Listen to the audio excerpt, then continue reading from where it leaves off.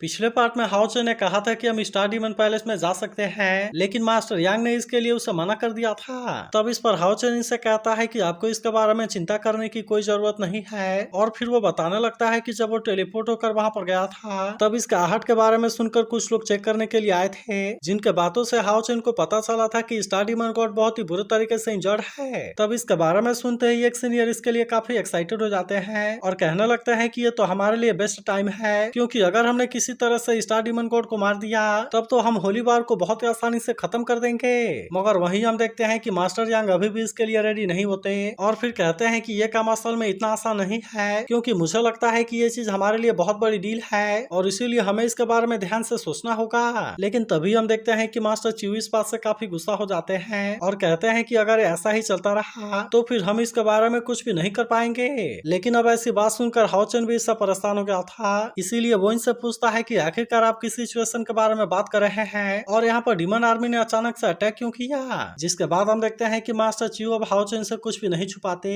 और वो इसे इसके बारे में सब कुछ बताने के लिए रेडी हो गए थे। वहीं दूसरी तरफ हम देखते हैं कि मून डीमन गॉड गुस्से में डीमन एम्पर के पास आता है, जहाँ वो कहता है कि हमारे टेरिटरी में इंसानों की आने की हिम्मत कैसे हो गई, क्योंकि उन्होंने हमारे प्लान को भी डिस्ट्रॉय कर दिया। और इस बात से ऐसा लगता है कि वे इसके लिए काफी कंफर्टेबल हो गए हैं। जिसके बाद हम देखते हैं कि डीमन और इंसानों के बीच में फाइट हो रही थी, जहाँ इंसान इनके सामने इतना आसानी से हार मानने वाले नहीं होते, इसीलिए वे इनके साथ में फाइट करते रहते हैं और फिर आखिरकार वे इसमें जीत भी जाते हैं। इसके बाद मून डीमन को डीमन एम्पर से कहता है कि 6 मेजर पास के पास में जितने भी रिजर्व थे लगभग हमने उसे पूरी तरह से कंज्यूम कर लिया और अब इसीलिए आप अगले स्टेज में एंटर कर सकते हैं। जिसके बाद हम देखते हैं कि डीमन एम्पर भी इसकी बात मानने के लिए रेडी हो गया था और फिर उससे कहता है कि तुम इसके लिए ऑफेंसिव को बढ़ा दो ताकि वे हाओ चेन को हैंड ओवर करने के लिए मजबूर हो जाए। लेकिन अगर इसके बाद भी वे इसके लिए मानने के लिए रेडी नहीं है तो फिर इंसानों के सर्वाइव करने की कोई भी जरूरत नहीं है। वहीं हम देखते हैं कि मास्टर च्यू हाओ चेन को इसके बारे में सब कुछ बता रहे थे, जहां वो इससे कहते हैं कि उस दिन 10 डीमन आर्मी ने एक साथ में अटैक कर दिया ताकि वे इस तरह से 6 मेजर पास को डिस्ट्रॉय कर सके, क्योंकि उन्होंने धमकी दिया था कि अगर हमने तुमको एक दिन के अंदर हैंड ओवर नहीं किया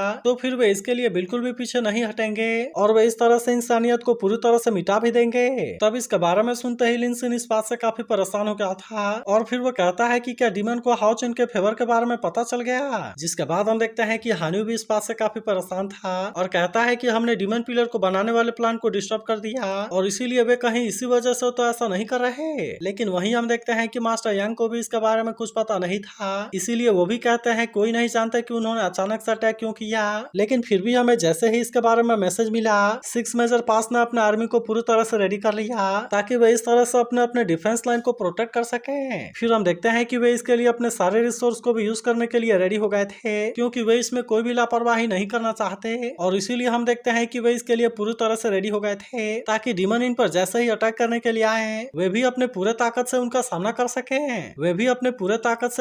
कर सके जिसके कुछ देर के बाद हम देखते हैं कि डीमन भी यहाँ पर आ जाते हैं और अब इस तरह से वे इन पर अटैक करने के लिए रेडी हो गए थे। लेकिन वहीं हम देखते हैं कि वे लोग भी इतना आसानी से पीछे हटने वाले नहीं होते और उन्होंने अपने वेपन को भी पूरी तरह से रेडी कर लिया था ताकि वे इस तरह से डीमन आर्मी का सामना कर सके। लेकिन इसके बाद भी हम देखते हैं कि डीमन आर्मी को इसके बारे में कोई चिंता नहीं होती, इसीलिए वे भी अब इन पर अटैक करने के लिए आने लगते हैं। जिसके बाद हम देखते हैं कि ये लोग भी इनका सामना करने के लिए रेडी थे और अब इसीलिए इनके बीच में फाइट होने लगती है। फिर हमें पता चलता है कि इनके बीच में इसी तरह से पूरे दिन और पूरे रात फाइट हुई थी, जिसमें अलायंस भी अपने सोल्जर को लगातार भेजता रहा, जिसके वजह से दोनों तरफ के बहुत सारे लोग मारे गए। लेकिन फिर आगे जो हुआ उसके बारे में इन्होंने बिल्कुल भी उम्मीद नहीं किया था, क्योंकि ये तो अभी केवल डीमन के अटैक की शुरुआत थी। तभी हम देखते हैं कि बाइमिंग भी वहां पर आ गया था, जो कि अपने पावर का यूज करके इनको बहुत ही आसानी से मारने लगता है और अब इसीलिए वे उसके सामने कुछ भी नहीं कर पाते। जिसके बाद हम देखते हैं कि शायर के फादर भी इस बात से काफी परेशान हो गए थे, क्योंकि इन लोगों ने ऐसा नहीं सोचा था कि यहाँ पर ऐसा भी होगा। फिर हमें पता चलता है कि उसके बाद 10 डीमन गॉड ने अटैक कर दिया था, जिसके वजह से अलायंस को इतना नुकसान हुआ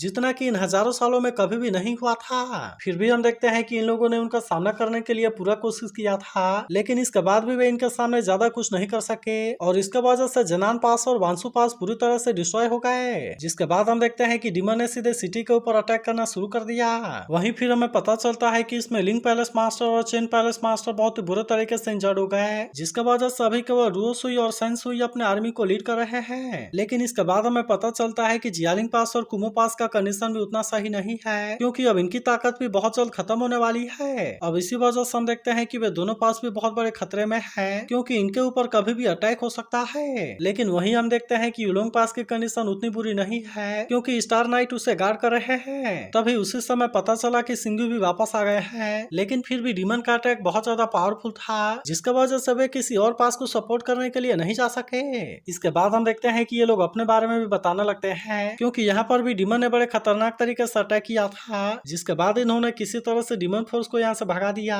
लेकिन इसके बाद भी हम देखते हैं कि ये चीज इनके लिए इतनी आसान नहीं थी और इसी वजह से वे भी इसमें इंजर्ड हो गए थे। इसके बाद मास्टर च्यू कहते हैं कि डीमन आर्मी ने 2 बार यहाँ पर अटैक किया जिसके वजह से हमारी मैन पावर बहुत ज्यादा कंज्यूम हो गई थी और इसीलिए अगर तुम यहाँ पर सही टाइम पर नहीं आए होते तो फिर मुझे लगता है कि यहाँ पर बहुत बड़ा डिजास्टर हो गया होता। जिसके बाद हम देखते हैं कि इसके बारे में जानकर वेंग युआन भी काफी गुस्सा हो जाती है। वहीं हम देखते हैं कि बाकी लोग भी इस बात से काफी परेशान थे क्योंकि उन्होंने इसके बारे में बिल्कुल भी उम्मीद नहीं किया था। तभी हम देखते हैं कि मास्टर यांग अभी भी किसी बात से परेशान होते हैं और कहते हैं कि ये तो असल में अभी कुछ भी नहीं है क्योंकि जासूसों के अनुसार अब सेकंड पिलर भी यहाँ पर अपीयर होने वाला है जो कि बैटलफील्ड में आज से पहले कभी अपीयर नहीं हुआ। फिर हमें पता चलता है कि ये कोई और नहीं बल्कि मून डिमन गॉड अगेरस है और अब इसीलिए हम देखते हैं कि वे इसके बारे में सोचकर काफी परेशान होते हैं। इसके बाद मास्टर यांग इनसे बताते हैं कि वो 6 मेजर पास के पीछे बैठा है और वो किसी भी समय किसी भी पास के ऊपर अटैक कर सकता है। जिसके बाद हम देखते हैं कि वेंग युआन इस बात से काफी परेशान हो गई थी और फिर कहती है कि अगर हमने और ज्यादा डीमन पिलर को डिस्ट्रॉय कर दिया होता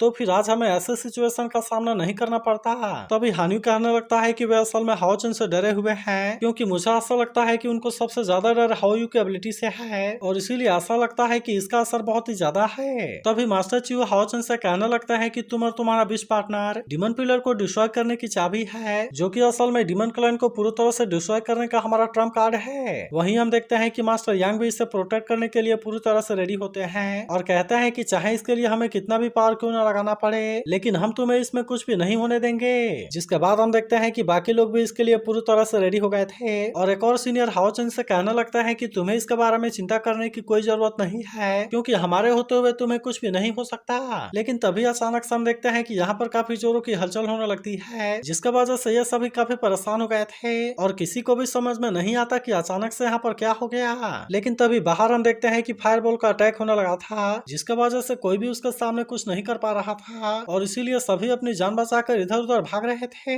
जिसके बाद हम देखते हैं कि ये भी असल में कोई डीमन गॉड होता है जो इनसे कहने लगता है कि अब तुम मेरे सामने कुछ भी नहीं कर सकते और अब इसीलिए तुम यहाँ मरने के लिए रेडी हो जाओ। इसके बाद हम देखते हैं कि उसने अपने पावर का यूज करके अटैक करना शुरू कर दिया था जिसके वजह से ये सोल्जर इसे रोकने के लिए कुछ भी नहीं कर पाते और हम देखते हैं कि वे सभी इसमें मारे जाते हैं। लेकिन वहीं हम देखते हैं कि उस डीमन गॉड को इसके बारे में कोई भी चिंता नहीं होती और फिर वो कहता है कि मैं तो साउथ ईस्ट फोर्ट्रेस को बहुत ही आसानी से बर्बाद कर दूंगा। जिसके बाद हम देखते हैं कि इसके बारे में जानकर एक मास्टर काफी परेशान हो जाते हैं और कहने लगता है कि 16 पिलर वाला स्लॉटर डीमन गॉड यहाँ पर अचानक से क्यों आ गया। तभी हाओ चन से कहता है कि आपने इसके लिए काफी मेहनत कर लिया लेकिन अब आपको इसके बारे में चिंता करने की कोई जरूरत नहीं है और अब मैं चाहता हूँ कि आप इसे हमारे ऊपर छोड़ दीजिए। जिसके बाद हम देखते हैं कि हाओ चन के सभी साथी भी इसके लिए रेडी हो गए थे और वहीं हाओ चन कहता है कि इसके लिए मेरे पास में एक आइडिया है। लेकिन फिर भी हम देखते हैं कि उस डीमन गॉड को इसके बारे में कोई चिंता नहीं होती और वो भी इनका सामना करने के लिए पूरी तरह से रेडी था। तो अगर एक्सप्लेनेशन अच्छी लगी हो तो इस वीडियो को लाइक और इस पर एक कमेंट जरूर कर देना